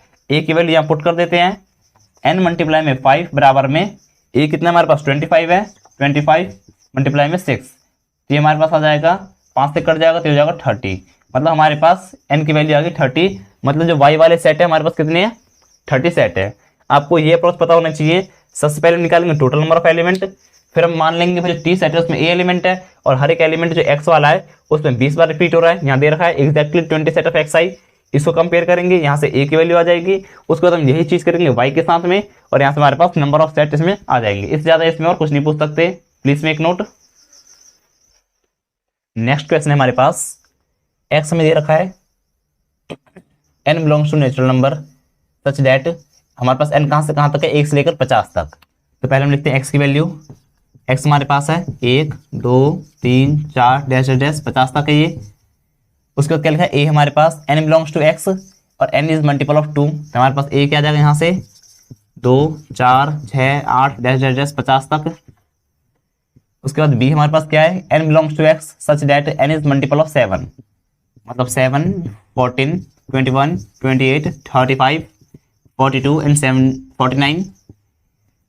क्लियर है। उसके बाद हमसे बोला जा रहा है number of element in the smallest subset of x containing both A and B, मतलब हमें एक्स का सबसेट बनाना है। आपको पता है सबसेट कैसे निकालते हैं, 2 की पावर जितने नंबर ऑफ एलिमेंट है। क्लियर है। हमें बोला जा रहा है कि भाई हमें सबसे छोटा सबसेट लेना है जिसमें कि हमारे पास ए भी हो और बी भी हो, दोनों के सारे एलिमेंट मौजूद हो, और हमें सबसे स्मॉल सबसेट देखना है वो। तो हम क्या करेंगे, पहले देखेंगे भाई इनमें एलिमेंट कौन सा कॉमन है। तो इसमें हमारे पास यहाँ पर बीच में कहीं डैश डैश डैश, यहाँ कहीं 14 भी आएगा डैश डैश, और उसके बाद हमारे पास यहाँ पर कहीं 28 भी आएगा, और फिर हमारे पास कहीं ना कहीं 42 भी आ ही जाएगा। ठीक है। तो हमारे पास कितने एलिमेंट कॉमन हो रहे हैं 14 28 एंड 42, ये तीनों एलिमेंट कॉमन है दोनों में। तो हम निकाल लेंगे ए इंटरसेक्शन बी जो कि दोनों में है, वो क्या हो जाएगा 14 28 एंड 42, ये तीनों एलिमेंट कॉमन है। लेकिन हमें बोला है कि हमें ए और बी का एलिमेंट को कंबाइन करके एक सेट बनाना है, और आपको पता है सेट में कोई भी एलिमेंट रिपीट नहीं होता। तो हमारे पास number of element in set A कितनी है, number of element in set A हमारे पास है 25। क्लियर है। प्लस में number of element in set B कितने हमारे पास 7 है, 7 7 is 49। लेकिन इतने एलिमेंट ज्यादा रिपीट हो रहे हैं तो हम इसको सब्ट्रैक्ट कर देंगे, और हमारे पास ये intersection B, number of element in A intersection B कितने हो गए हमारे पास, ये यहां से हो गए ये 3। फॉर्मूला लगाते हैं, number of element in A union B बराबर number of element in A plus में number of element in B minus में number of element in A intersection B. हमारे पास ए यूनियन बी में टोटल कितने element आ रहे हैं ये हमें निकालना है। उसके बाद हमारे पास ए में जो एलिमेंट है वो कितने हैं 25, बी में एलिमेंट कितने हैं हमारे पास 7, एंड हमारे पास इंटरसेक्शन कितना है 3 है। तो ये हमारे पास आ जाएगा 29 एलिमेंट ये सबसे छोटा सबसेट है जिसमें कि ए और बी के सारे एलिमेंट मौजूद है। अगर मैं आपको इसको इलेबोरेट करके दिखाऊं और, तो हमारे पास क्या क्या दे रखा है यहाँ पे, सेट ए में हमारे पास एलिमेंट है 2 4 6 8, इन सबको लिखते हैं 2 4 6 8 10 12 14 16। उसके बाद यहाँ पे 18 20 22 24 26 28 30 32 34 36 38 40 42 44 46 48 एंड 50। इतने एलिमेंट हमारे पास ए में जो कि 25 है। उसके बाद हमारे पास बी में कितने हैं, 7 एलिमेंट है, और हमारे पास 14 28 एंड 42 रिपीट हो रहे हैं, तो मैंने एक बार लेना पड़ेगा। एक बार तो इसमें है ही, 14 भी है, 28 भी है, 42 भी है। 14 यहाँ पर 28 एंड ये 42, ये तीनों एलिमेंट हमारे पास एक बार है ही। लेकिन यहाँ पर 7 21 एंड 35 49 ये 4 एलिमेंट नहीं है, लेकिन हमें क्या लेना है, ए और बी दोनों होने चाहिए सारे एलिमेंट। तो हम क्या करेंगे, इसमें ऐड कर देंगे 7 21 35 एंड 49।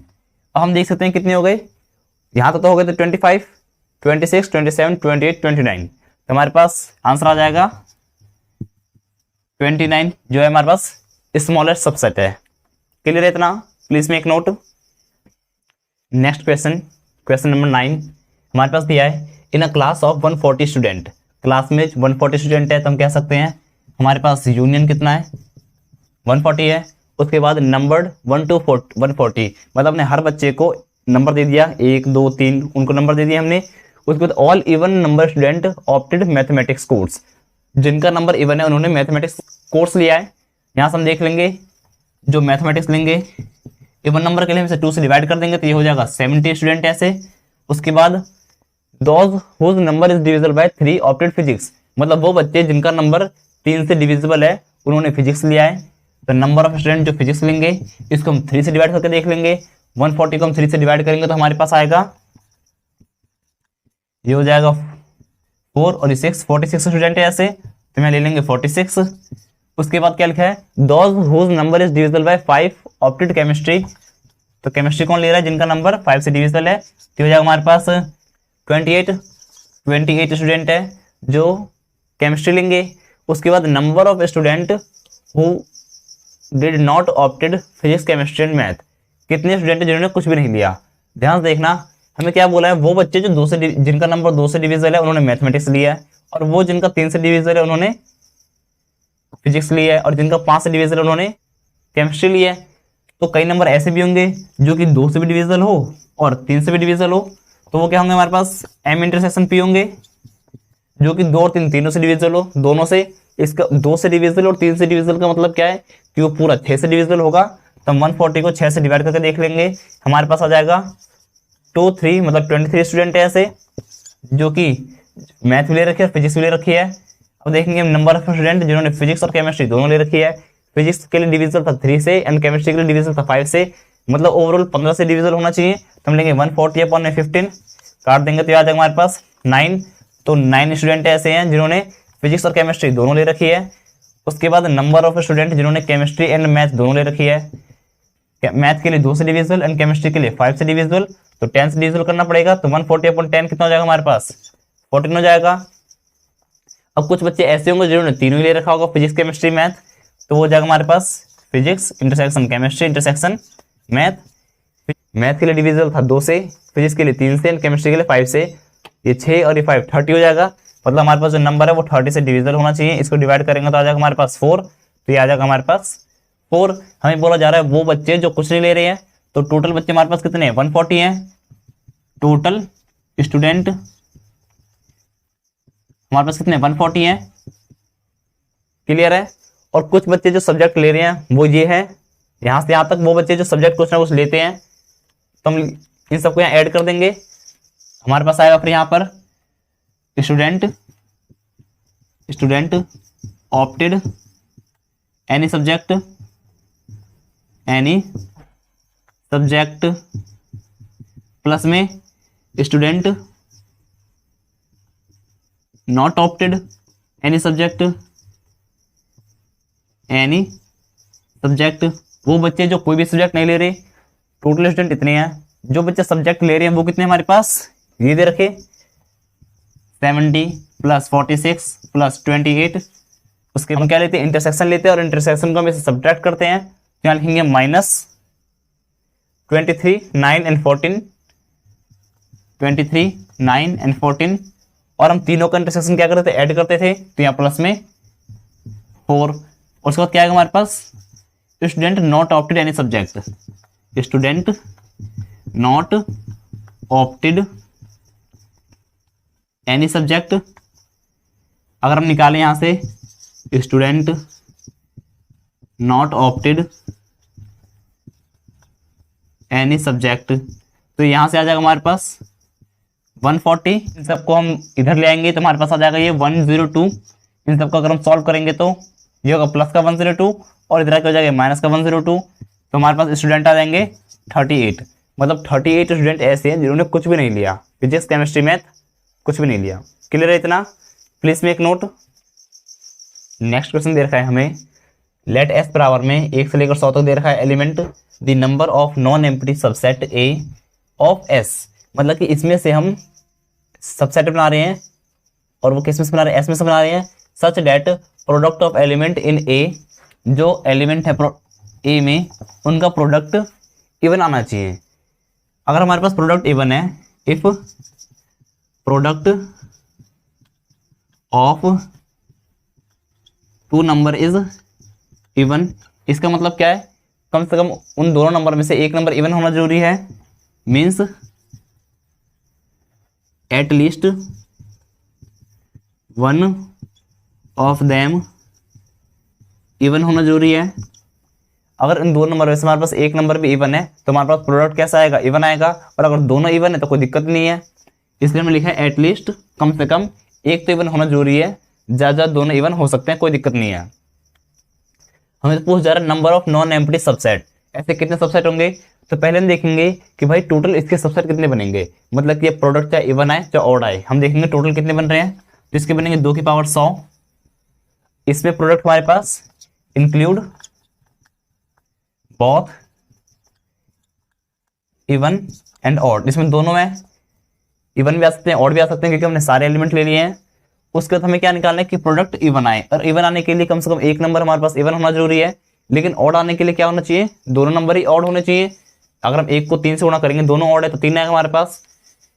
तो हम यहाँ देखेंगे कि ऐसे हमारे पास ऑड नंबर कितने हैं, टोटल ऑड नंबर यहाँ पर मैं देख 50, 1 3 5 7, हमारे पास 50 नंबर होंगे। तो हम ऑड वाले को माइनस कर देते हैं, हम 2 की पावर 50 माइनस कर देंगे 2 की पावर 100 में से, तो हमारे पास यहाँ पर क्या आ जाएगा, 2 की पावर 50 कॉमन ब्रैकेट में 2 की पावर 50 - 1। जब हमने टोटल में से ऑड वाले को माइनस कर दिया तो हमारे पास क्या आ जाएगा, इवन वाला बचेगा ना। तो हमारे पास ये आंसर है, total number of non empty subset of set A whose product is even. इतने सबसेट होंगे हमारे पास। क्लियर है इतना, please make note. Next question है हमारे पास, 2 newspaper A and B published in a city. एक सिटी में 2 न्यूज़पेपर आते हैं, ए और B. It is known that 25% of the city population read A. 25% जो है वो ए पढ़ती है, 25% पॉपुलेशन हमारी ए पढ़ रही है इसमें, एंड 20% पढ़ रही है बी न्यूज़पेपर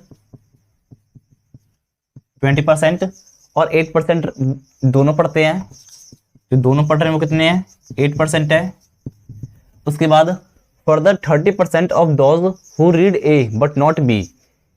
ए पढ़ते हैं लेकिन बी नहीं पढ़ते, कितने परसेंट है वो, 30% है। उसके बाद 40% who read B but not A. 40% ऐसे हैं जो बी पढ़ते हैं लेकिन ए नहीं पढ़ते, और 50% ऐसे हैं जो दोनों पढ़ते हैं। जो दोनों पढ़ रहे हैं हमारे पास वो कितने, 50% है। 50% है, यहाँ कंफ्यूजन हो जाएगी इसलिए मैं भी इसे नहीं लिख रहा हूं। यहाँ क्या दे रखा है हमें, those who read A and B both advertisement. उसके बाद बोला है हमें then percentage of population who look into advertisement, मतलब जो एडवर्टाइजमेंट पढ़ती है।